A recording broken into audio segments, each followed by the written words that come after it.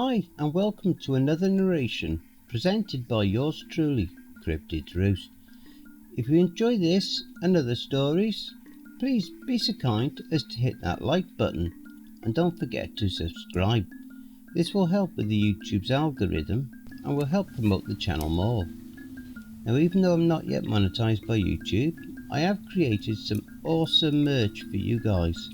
So please be so kind as to visit www.redbubble.com/people/cryptids-roost and grab yourself a t-shirt, hoodie, mug or even a wall clock or whatever else grabs your fancy.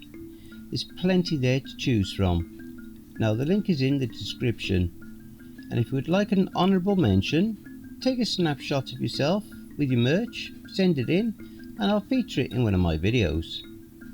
Oh, and don't forget to leave a comment, maybe even tell us how you would handle the upcoming situations.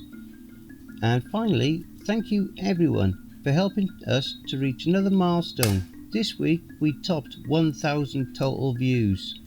Thank you ever so much. Keep up the good work. And finally, go grab yourself a coffee, sit back and enjoy the show. I took a job as a fire lookout in the middle of the woods. I found a strange set of rules to follow. The first night. Part 1. This brilliant series is written by Reddit user. After my divorce, I had nothing. Wanting to start over, I had moved out to a crappy apartment in a new city. Had no real job, no pets, no kids, and obviously no wife. No real connections to the rest of the world. I was just existing. I was constantly applying to any job I could find, and had landed a shitty job in a shitty cafe serving shitty coffee to shitty people. I was bored and miserable, and despite only recently relocating to another city, I needed a more drastic change. And now the jackpot has hit. Amidst all those random applications I had submitted was one for a fire lookout in the middle of the woods. No prior experience needed. That's right, a fire lookout.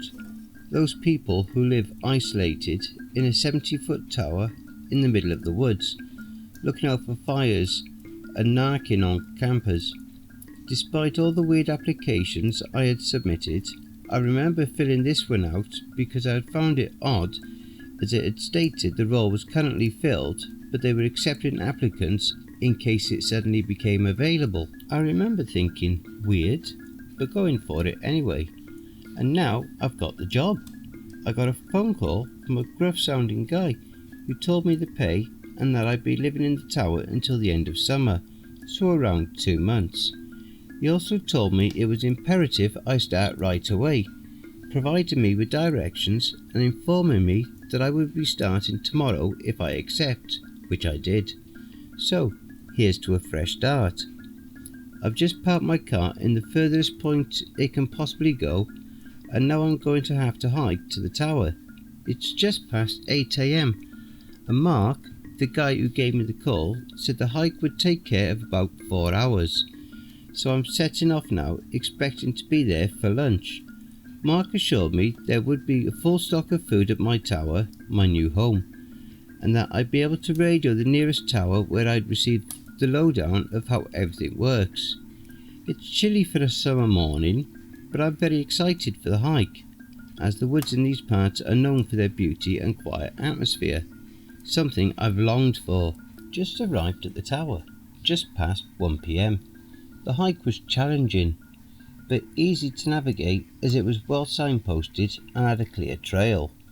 The tower is much bigger than I thought it'd be. I'd estimate it's around 100 feet tall, with just a hut on the top of the 4 stilts, a winding staircase around the outside leading up to it. Next to the tower, an outhouse and a storage unit, which I'm guessing is where the food is stored. I'll explore later once I get into my hut and set my rucksack down. The stairs were a hell of a climb, bit tired but I'll get used to it. The hut is small and has a balcony all the way around. Inside there's a bed, a big radio, a table with a map, some books, a toolbox, a small portable radio, a lamp, binoculars and a flashlight. The sides of the hut were windows, so from the inside I could see outstretched woods all around me. Creepy, but makes sense as I'm literally keeping an eye out for fires. I set my rucksack down and remembered what Mark had said about radioing the nearest tower for directions, so I did. "Hello? Is anybody there?" I asked as I fumbled with the big radio. "Hey, you're the new guy, aren't you?" "I'm Alison," a chirpy sounding woman replied through the static. "I've been covering your part of the woods whilst you were making the journey here, but can't really see too far in, so I'm glad you're here." "Nice to meet you. Yeah, I'm the new guy, Oscar," I radioed back. "Mark said you could give me the lowdown." "I can. Well, you've already figured out how to work out the radio, so that's a start." The toilets are at the bottom of the tower. So is the food stock, which gets topped up every week by Mark or his son. As for the actual job, it's a lot of looking round, making sure nobody's camping at night when they shouldn't be, and making sure no fires are started, Alison went on. Also, making sure the paths are all clear, but it's all in the handbook, which should be on your desk. Give that a read. "Thanks, Alison. I'll give that a shot and get back to you," I enthusiastically replied. "I'll radio if I have any questions." No response. Cool. She seems pleasant enough. I reached for the handbook and was flicking through it. It basically said everything she had just told me, just in more mumbo-jumbo technical terms, but I'll study it back to front to make sure I do a good job. As I flicked through, a piece of paper fell out of the handbook. It was lined paper, which had been handwritten in blue ink. The handwriting was messy, almost frantic. The paper read, "Rules to avoid the smiling lady. Number 1. If you see a woman in the woods with a manic smile on her face, don't approach her or draw attention to yourself. Return to your tower. Number 2. If your radio goes off and it's anyone except your closest tower, don't answer it, no matter what you hear. Number 3. If you hear a woman crying between the hours of 1 a.m. to 4 a.m, ignore it. Number 4. At night, always sleep with your lamp on. If it starts to flicker, quickly run to turn on your main light until morning. If your lamp flickers off completely before you can do this, hide under your bed until morning. Number 5. At night, if you hear someone running up the stairs to your tower, also turn on the main light until morning. If you don't do this by the time she's at the top, it's too late. Number 6. If you wake up and see the smiling woman staring at you through your window, hide under your covers and hold your breath. She will come into your hut and you will feel her breathing right above you, as if she is hovering over you. Do not breathe. This will only last a few seconds. Once you feel her leave, turn on the main light until morning. Number 7. If you hear any scratching at any point, either on your hut or on the outhouse, turn off all radios and hide under your covers until the scratching stops. Number 8. If you are investigating a campfire at night and upon your arrival you hear a woman scream, run back to your tower as fast as you can. Number 9. If at any point you are returning to your tower and you notice someone else inside it, run. Do not stop running until you reach the next tower. Don't look back. She will be chasing you. What the hell? Is this some sick, creepy joke? I reached for the radio to ask Alison about the weird rules I just found, but I don't want to be that new guy who fell for the prank and just gets made fun of for being creeped out. So I'm just going to leave it. Instead, I'll explore the area a bit and finally eat some food. Get settled in. "Good night, dude," Alison radioed in just as I was drifting off to my first night. I jolted out of sleep with a fright and hastily radioed back. "Night, Alison. Thanks for the help today." My first day was done. After eating, I had explored the woods and become acquainted with the machete used for clearing paths, which was a good stress relief. I had also read up on some of the laws of the woods and further responsibilities of the job. Alison had popped up occasionally just to check in, but I never brought up the weird rules I found. but now I was wide awake, probably from the fright I had gotten from the radio she gave wishing me good night. I stood up out of bed and looked around me, seeing nothing but the forest. It was dark and creepy, but the darkness was a good thing. No fires. I knew that at night there was other watchers, less than needed as fire is much easier to spot at night, but it was still important that I knew what to do if it was me who spotted one. I was just about to hop back into bed when I heard a scratching noise. That's strange, but it's probably an animal down by the storage box, scratching trying to get in. Jumping into bed, tired after the first day, I reached down to turn my lamp off.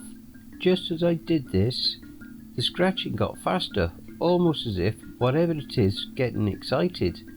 I've moved my hand away from the lamp switch, and the scratching slows. That's weird.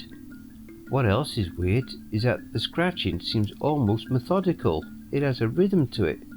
Suddenly, both my radios started to emit a high-pitched noise. What the fuck? Shitting myself, I hopped out of bed and turned off the portable radio. And just as I was fiddling with the big radio, I caught a glimpse of the list of rules I had seen earlier. There was something about scratching, wasn't there? Oh shit. I'm not the superstitious type, but I ain't taking any chances. So I quickly grabbed the list. Rule 7. If you hear any scratching at any point, either on your hut or by the outhouse, turn off all radios and hide under your covers until the scratching stops. Fuck. I turned off the big radio and jumped under my covers. What the fuck, man? I could still hear the scratching, but it sounded closer. It sounded like it had gone from being a distant noise to being right on the wooden door of my hut. It was weak now, as if whatever was making it was lightly dragging their fingernails across the door frame. I ain't moving. What the fuck is it? It's the next morning. I had eventually fallen asleep under the covers last night. The scratching had stopped, but I didn't move from my covers at all, eventually letting the tiredness take over. Looking back, I feel kinda stupid. I'm in the woods. There's a fuck ton of animals, and radios can pick up on all types of feedback. I guess it makes sense that the first night was the hardest, trying to adjust to living 100 feet up, alone in the middle of the woods. Ah well, I'm going to make the most of the day today. I'm sure the rest of the nights will be much less eventful. Wow, that was an awesome story. If you enjoyed listening to this narrative, be sure to pop over to the author's Reddit profile, SquishyCabbage, and drop them a line, or even give them a glowing review. The link to their Reddit profile will be below in the description. Thank you for listening. Now if you enjoyed this narration, then please feel free to like and share the video, leave a comment below, maybe tell us how you would handle these situations. And don't forget to hit that subscribe button and then tap the notification bell and then select all. That way you'll receive all notifications each time I upload a new video. Now even though I'm not yet monetized by YouTube, I have already created some awesome merch for you guys. So please be so kind as to visit www.redbubble.com/people/cryptids-roost and grab yourself a t-shirt, mug, hoodie, or even a shower curtain, or whatever else grabs your fancy. The link is in the description, and if you would like an honourable mention, send in a snapshot of yourself with your merch and I'll feature it in one of my videos. Now have you written a creepypasta story you would like me to narrate? Have you had any cryptid sightings, paranormal or supernatural encounters, or even had a creepy or terrifying situation you would like to share? You can submit all your stories and encounters to cryptidsroost@gmail.com. And if you wish to remain anonymous, that's fine with me. Now I also have a Facebook group, Twitter, Reddit and Discord. And if you would like to support this channel and help make it grow, my PayPal is paypal.me/cryptidsroost. Again, that'll be listed below. And don't forget, where happiness is, fear is not.